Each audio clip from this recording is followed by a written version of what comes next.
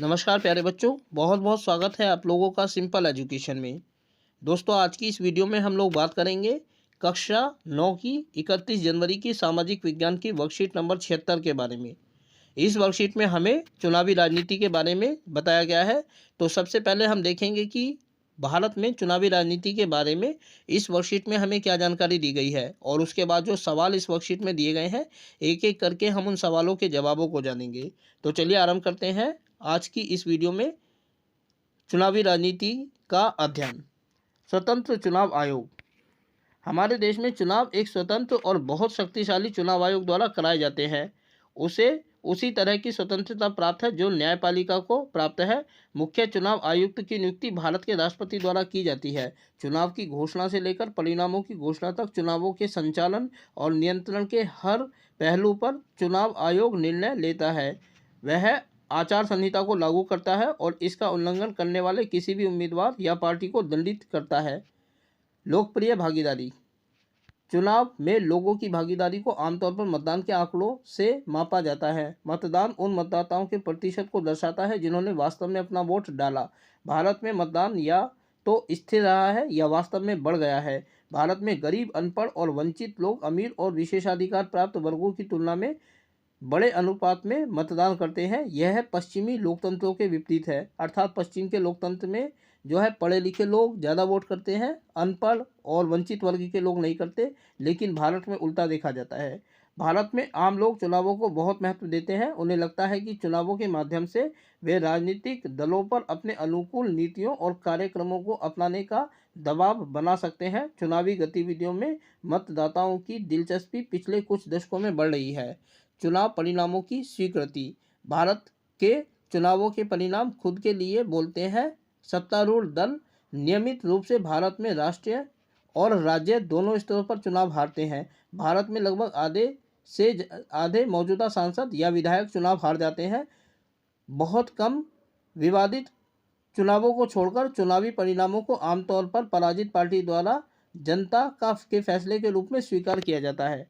अर्थात अगर कोई व्यक्ति चुनाव में हार जाता है तो इसे जनता का फैसला कहा जाता है, इसका विरोध नहीं किया जाता। इसके बाद है स्वतंत्र और निष्पक्ष चुनाव की चुनौतियां। चुनाव में अत्यधिक धन का उपयोग, आपराधिक पृष्ठभूमि वाले उम्मीदवार चुनाव लड़ते हैं, ढंग के विकल्प की कमी, टिकट बांटने के लिए संबंध वरीयता और बड़ी पार्टियों की तुलना में छोटे दलों और निर्दलीय उम्मीदवारों को कई समस्याओं का सामना करना पड़ता है। तो प्यारे बच्चों, ये वर्कशीट थी। अब इस वर्कशीट के आधार पर जो सवाल हमारे सामने दिए गए हैं हम उन सवालों के जवाबों को जानेंगे। यहाँ स्थान की कमी है, इसलिए अन्यत्र हम जानेंगे कि इन सवालों के जवाबों को हम कैसे दे सकते हैं। पहला सवाल है कि चुनाव आयोग की क्या भूमिकाएं हैं। तो भूमिकाओं का मतलब होता है कि क्या कार्य उसके हैं। तो इसके जवाब को हम इस तरीके से लिख सकते हैं कि चुनाव आयोग की भूमिकाएं निम्नलिखित हैं। नंबर 1, चुनावों की तिथि घोषित करना, अर्थात भारत में किस दिन चुनाव होंगे, राज्य या राष्ट्रीय स्तर पर, इसका निर्णय चुनाव आयोग के द्वारा किया जाता है। दूसरा, चुनाव चिन्ह प्रदान करना, जो व्यक्ति या पार्टी चुनाव लड़ने चाहते हैं उनको चुनाव चिन्ह चुनाव आयोग के द्वारा प्रदान किया जाता है। तीसरा है चुनावों को आयोजित करना, अर्थात जब चुनावों को तिथि घोषित कर दी जाती है उसके बाद जब वो दिन आता है जब चुनावों की घोषणा की जाती है तो उसके बाद चुनाव कराए जाते हैं। और चुनावों को आयोजित करना अपने आप में एक लंबी प्रक्रिया होती है, क्योंकि जो लोग चुनाव करवाने के लिए हायर किए जाते हैं उनको ट्रेनिंग दी जाती है। चुनावों की ट्रेनिंग से लेकर परिणाम घोषित करने तक विभिन्न अधिकारियों को इसकी ट्रेनिंग दी जाती है। इस प्रकार यह एक लंबी प्रक्रिया है। और अंतिम है चुनावों के परिणामों की घोषणा करना। जब चुनाव कराए जाते हैं तो उसके बाद उन चुनावों की जो रिजल्ट आया है उसकी घोषणा करना भी चुनाव आयोग का कार्य है। अगला क्वेश्चन है, क्या आप सोचते हैं कि चुनावों में लोगों की सक्रिय भाग लेना चाहिए। और इसके जवाब को हम इस तरीके से लिख सकते हैं कि लोकतंत्र में जनता स्वयं अपना वोट डालकर अपना प्रतिनिधि चुनती है। ऐसे में यदि लोग अर्थात मतदाता चुनावों के प्रति सजग नहीं होंगे, वोट नहीं डालेंगे, तो लोकतंत्र का अर्थ ही समाप्त हो जाएगा। यह भी संभव है कि शासन की बागडोर गलत हाथों में चली जाए। अर्थात लोगों का सक्रिय राजनीति में भाग लेना जरूरी है, क्योंकि वही डिसाइड करते हैं कि नेता कौन चुना जाएगा। और इसके अलावा अगर वो सक्रिय रूप से इसमें भाग नहीं लेंगे तो संभव है कि गलत हाथों में सत्ता पहुंच जाए। और अगर गलत हाथों में सत्ता पहुंच गई तो कम से कम 5 सालों तक उसे बदलने का उनके पास कोई मौका नहीं होगा। इसलिए यह आवश्यक है कि मतदाता चुनाव अभियान में, चुनावों की प्रक्रिया में बढ़ चढ़कर और सक्रिय रूप से भागीदारी निभाएं। अगला सवाल है दोस्तों कि स्वतंत्र और निष्पक्ष चुनावों की क्या चुनौतियां हैं, और इसके जवाब को हम इस तरीके से लिख सकते हैं कि स्वतंत्र और निष्पक्ष चुनावों की निम्नलिखित चुनौतियां हैं। नंबर 1, चुनावों में अत्यधिक धन का उपयोग, अर्थात चुनाव आयोग द्वारा जो धन की सीमा तय की गई है कि विधानसभा चुनावों में 10 लाख और लोकसभा चुनावों में 25 लाख, लोग उससे ज़्यादा धन खर्च करते हैं। उनका सारो दारोमदार इस बात पर निर्भर हो जाता है कि उनको चुनाव जीतना है, और चुनावों को जीतने के लिए जितना पैसा खर्च करना पड़े इसकी तरफ कोई ध्यान नहीं दिया जाता। दूसरा है आपराधिक प्रवृत्ति वाले उम्मीदवारों का चुनाव लड़ना। बहुत सारे भारत में ऐसे लोग भी चुनाव लड़ लेते हैं जिनके ऊपर गंभीर मामले चल रहे होते हैं कोर्ट में। अब ऐसे लोग जब चुनाव जीत जाएंगे तो वो किस तरीके से देश की सेवा करेंगे, किस हद तक लोगों के सपनों को पूरा करेंगे, ये अपने आप में एक सोचने वाली बात है। तो ये भी एक चुनौती है कि हमारे देश भारत में आपराधिक प्रवृत्ति वाले बहुत से लोग चुनाव लड़ते हैं। तीसरा है अच्छे विकल्पों की कमी, अर्थात देश में कुछ ही दल ऐसे हैं जो इस स्थिति में होते हैं कि सरकार बना सके, बाकी दलों के पास ऐसे नेताओं की, ऐसे चेहरों की और ऐसी योजनाओं की कमी होती है कि लोग उनकी तरफ ध्यान दे सकें। इस प्रकार लोगों के पास विकल्प की कमी है। इस कारण यह भी एक चुनौती है, लोगों के पास विकल्प होने चाहिए ताकि वो सबसे बेहतर विकल्प को चुनकर सरकार बना सके। उसके बाद है टिकट बांटने के लिए संबंध वरीयता। कई बार ये होता है कि जब पार्टी द्वारा चुनावों की घोषणा के बाद चुनाव लड़ने के लिए उम्मीदवारों को टिकट बांटे जाते हैं, तो इसमें इस बात का ध्यान रखा जाता है कि सत्तारूढ़ दल के में कौन कौन से सदस्य हैं, कौन कौन से रिश्तेदार हैं जिनको ये टिकट मिलना चाहिए। एक आम इंसान को टिकट प्राप्त करना अपने आप में बहुत मुश्किल हो जाता है।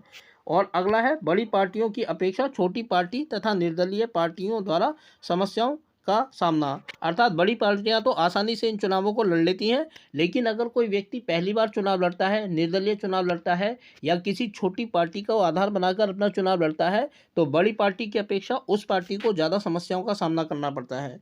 अगला सवाल है दोस्तों कि आपने चुनावों में भ्रष्टाचार संबंधित समाचारों के बारे में सुना होगा, जैसे मतदाताओं की सूची में झूठे नाम शामिल करना, शासक दल द्वारा सरकारी सुविधाओं और अधिकारों का दुरुपयोग, धन का अत्यधिक उपयोग और मतदाताओं को डराना। उन्हें ठीक करने के कुछ तरीकों का सुझाव दें। तो इसके जवाब को हम इस तरीके से लिख सकते हैं कि चुनाव प्रचार के लिए निरीक्षकों की नियुक्ति, अर्थात जब चुनाव होते हैं और पार्टी द्वारा अपना चुनाव प्रचार किया जाता है तो उस समय निरीक्षकों को नियुक्त किया जाए कि वो किस प्रकार अपने चुनावों को प्रचारित कर रहे हैं, क्या वो गलत तरीकों का इस्तेमाल तो नहीं कर रहे हैं, और अगर गलत तरीकों का इस्तेमाल कर रहे हैं तो इसकी सूचना उनके द्वारा चुनाव आयोग को दी जानी चाहिए, क्योंकि चुनाव आयोग ही अंतिम फैसला लेने वाली संस्था है चुनावों के दौरान। दूसरा है आपराधिक प्रवृत्ति वाले उम्मीदवारों को टिकट नहीं, अर्थात बहुत सारे लोग ऐसे होते हैं जो किसी गंभीर मामले में सजा काट चुके होते हैं या उनके ऊपर केस चल रहा होता है, वो भी चुनाव के लिए आगे आ जाते हैं। तो ऐसे लोगों को चुनाव नहीं मिलना चाहिए, यह एक जरूरी कदम उठाया जाना चाहिए। तीसरा है चुनाव प्रचार के लिए स्थानों को सूचीबद्ध करना, अर्थात हम देखते हैं कि जब चुनाव प्रचार चलता है तो पार्टी के उम्मीदवार किसी भी जगह पर जाकर, घरों में जाकर, स्थान पार्कों में जाकर, मंदिरों में जाकर अपने चुनाव का प्रचार करते हैं। एक ज़रूरी कदम ये उठाया जा सकता है कि उनके लिए स्थान तय कर दिए जाए कि वो किन किन स्थानों पर जाकर अपने चुनाव को प्रचारित कर सकते हैं। हालांकि दोस्तों ये नए कदम नहीं है, ये कदम पहले ही उठाए जा चुके हैं, उठाए जा रहे हैं और एक सामान्य कदम है, लेकिन इनको ज़रूरत है गंभीरता से लागू करने की ताकि कोई निर्णय लिया जा सके इससे संबंधित।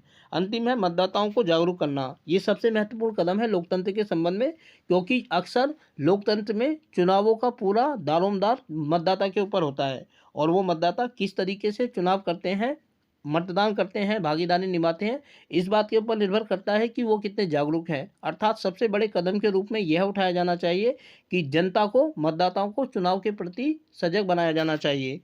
तो प्यारे बच्चों, आज की इस वर्कशीट में हम लोगों ने बात की कक्षा 9 की सामाजिक विज्ञान की वर्कशीट नंबर 76 के बारे में, जिसमें हमने जाना चुनाव आयोग के बारे में और चुनावों की चुनौतियों के बारे में। उम्मीद करता हूं कि आप लोगों को वीडियो अच्छी लगी होगी, और साथ ही आप लोगों से अनुरोध करता हूं कि यदि वीडियो अच्छी लगी तो वीडियो को लाइक और चैनल को सब्सक्राइब जरूर करें। इसके अलावा आगे आने वाले अन्य दिनों में अन्य वीडियोज़ को देखने के लिए जुड़े रहें मेरे साथ मेरे इस यूट्यूब चैनल पर, जिसका नाम है सिंपल एजुकेशन।